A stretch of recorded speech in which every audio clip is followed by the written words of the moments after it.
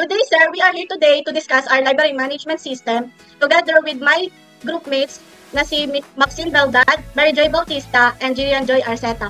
Here is Maxine Baldad to discuss our admin menu. So yun, i-run na natin ang ating library management system.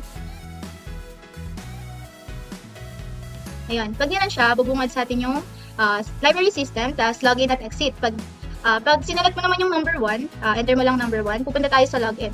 Yan. Then lalabas ang username. Ang username natin is admin.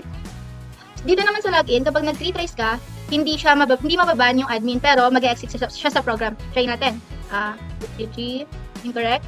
4, incorrect din.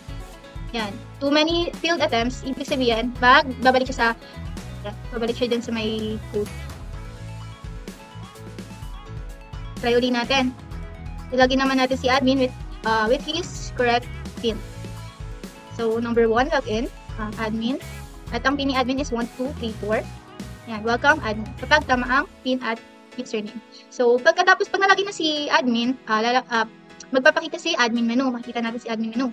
Then, meron siyang 10 na function, which is add books, view all books, edit books, delete book, and view user borrowed books, view library summary, and view all accounts. Ban and unban account, change password, and log out. So dito, type lang natin yung number 1. Enter lang natin number 1.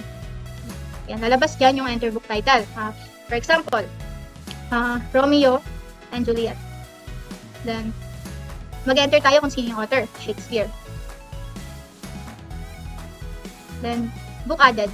Mag-book added siya, meaning mapupunta siya dun sa view all books. Yan, punta siya sa summary ng view all books. Then, dito pala sa view all books, dito makikita yung mga in-input natin, mga book title at author. So, yun. Enter natin yung number 3, which is yung edit book. Kunwari, enter book ID, try natin yung Romeo at Juliet, which is number 10. Tinuli natin yung view all books, edit book, sorry. Number 10. Lumabas yung in-input natin kaninang Romeo and Juliet. So, gagawin natin siya ng bagong title. Balik na lang natin kunwari, Juliet and Romeo. Tapos, mag-enter siya ng bagong author. Mapapakita dito yung current author. Tapos, pag-input tayo ng bagong author, which is Spear lang. Book updated. Na-update yung book natin. Then, tignan ulit natin sa view all books kung na-update pa talaga. Na-update nga. So, number 10. Then, punta naman tayo sa delete books. Pindutin natin yung number 4. Tapos, enter lang natin yung book ID na i-delete natin, which is yung number 10, yung kaka-input lang natin. Yan, book deleted. Then, tignan ulit natin sa view all books kung nandun pa rin. Ayun, wala na. 9 na lang. Hanggang 9 na lang siya. Nawala na yung ID number 10 sa books. Clear natin. Then, tignan naman natin sa view user borrowed books. Kung ano yung mga binarrowed ng mga user. Pindutin lang natin yung number 5. Enter tayo ng user 1. Clear natin. Ayun, si Claire, yung user 1. Wala siyang na-borrowed na books. Pero mamaya ipapakita naman siya na meron since explain niya na next na ating groupmate. Enter lang natin. Then, number 6. View library summary 6. Pindutin natin number 6. Then, dito makikita yung mga total users data, username, name, status kung active ba siya or ban or unban ba siya, books borrowed kung ilan yung na-borrowed yung books, then borrowed books, then rated books kung ano yung ni-rate niya sa isang book na yun. Enter lang natin siya. And sunod is, input lang natin itong number 7 para makita natin yung mga accounts. So dito, pag in-enter natin number 7, mapupunta tayo sa user account, which is yung mga na-register na user. At makikita dito yung mga pangalan nila, yung status nila kung active sila or ban or unban sila. And enter lang natin. Babalik tayo sa admin menu. So next na mag-explain for ban and unban is Jillian Joy Arceta. So para naman po sa ban and unban account feature, makikita po natin dito sa mga accounts, active po sila lahat. So, try natin i-ban si user 3. 1 is ban. So, user has been banned. So, check natin doon sa view all accounts. So, yun po. Nakikita natin na si user 3 is banned na. And next feature is change password. Ang current password ni admin is 1234. Ipapalitan natin siya ng 2468. Confirm password 2468. Password change successfully. Try po natin mag-log out and i-login ulit si admin. username is admin, pin 2468. So, yun. Welcome, admin. And then, log out ulit tayo para i-try naman si user. User, login. So, i-login natin si user. So, ang pin ni user 1 is 1111. Okay. So, ayun, nakikita natin. Try natin yung sa viewbooks.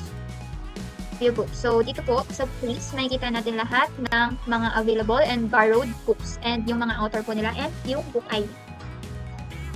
And search book, try natin mag-search book. Search book by title. So, try natin mag-search ng No Limit Tangere. So, no book found. Okay? Punta ulit tayo sa view books para tingnan kung ano yung mga available books. So, si English. By title. English. Okay, yun. Makikita natin, nung sinerch natin si English book, makikita natin yung ID niya, yung title, and yung author, and yung status kung available ba si book or kung borrowed. And for borrow book, let's say gusto kong i-borrow si Turbo C. Lagay natin yung kanyang ID, which is 3. Book borrowed successfully. So, for return book feature, andito naman po si Mary Joy Bautista para i-explain. So, yun. So, para naman sa return hanggang logout, isa ko na yung mag-explain. So, ngayon, naunahin muna natin is yung 5, which is yung view borrow book para makita natin if na-input ba kanina sa borrow book yung hiniram natin libro. So, as you can see, meron siya, naka-input, which is yung ID, tama, 3. Yung title is Turbo C plus introduction. Then, yung author. Press any key to return. So, ngayon, ibabalik naman natin yung libro by pressing the number 4 sa return book. Then, kanina, ang ID na hiniram natin is 3. So, ang i-return ulit natin is 3. So, nakalagay dyan, book return successfully. So, enter ulit. So, titingnan ulit natin sa view borrow book, which is 5, if nasa uli na ba natin. So, yun, nakikita niyo naman, nakalagay na is, wala na tayong hinihiram na libro. So, sunod naman natin is yung add book review, which is 6. So, pipili ka dyan kung ano yung i-review mo or i-rate mo na libro. So, kung ako gusto kong i-rate yung 1, tapos, mamimili ka ng 1 to 100, anong i-rate mo? Ilagay natin yung 90. Then, rating added. So, standby muna tayo dun sa rate. So, sunod naman tayo is, ayun, sa view, book review, which is a 7. So, makikita natin how many books do you want to view, rating 4. So, pilit natin yung 1. Tapos, ipapakita lang natin kung tama ba na 90 yung nakalagay dun sa book number 1 na nirate natin kanina. So, yung ID is 1. So, yun, nakita nyo naman is meron ng rating kaninang 80 and also, na-input din yung rate ko na 90. So, press lang siya para bumalik. Then, sunod naman is change password, which is 8. Okay. So, ang current password ni user 1 is 111 and papalitan ko siya na 1212. Then, confirm password. Password change successful. So, titingnan natin kanina, mamaya if na palitan na ba talaga. So, sunod natin sila log out. So, i-check na natin. So, piliin natin yung log in. Check lang natin si user 1 if napalitan na ba. So, try natin yung 111. So, ayun, nakalagay is incorrect na. So, itatry natin yung 1212 if napalitan ba natin. So, ayun. So, ibig sabihin, napalitan natin yung password kanina. So, babalik tayo kay admin. 1, then admin. Kanina, nagpalit tayo ng password kay admin na 2468. Yun, welcome admin. Last is, titingnan natin yung view library since may mga binago tayo kay user 1. So, titingnan natin if pumasok ba siya kay admin. So, yun. Oh, okay, tama naman. Since ang ginamit natin is si user 1, nakita naman natin yung C++ programming na nirate natin kanina na 90 is may input siya, then wala din borrow since binalik din natin. So, yun lang. Yung lumabas. So, tama naman. Then, ngayon, ilalagaw na natin. And, ngayon, tapos na. So, ibabalik ko na lang ulit sa aming leader na si Mitch. And that's all for our discussion of our library management system. Thank you.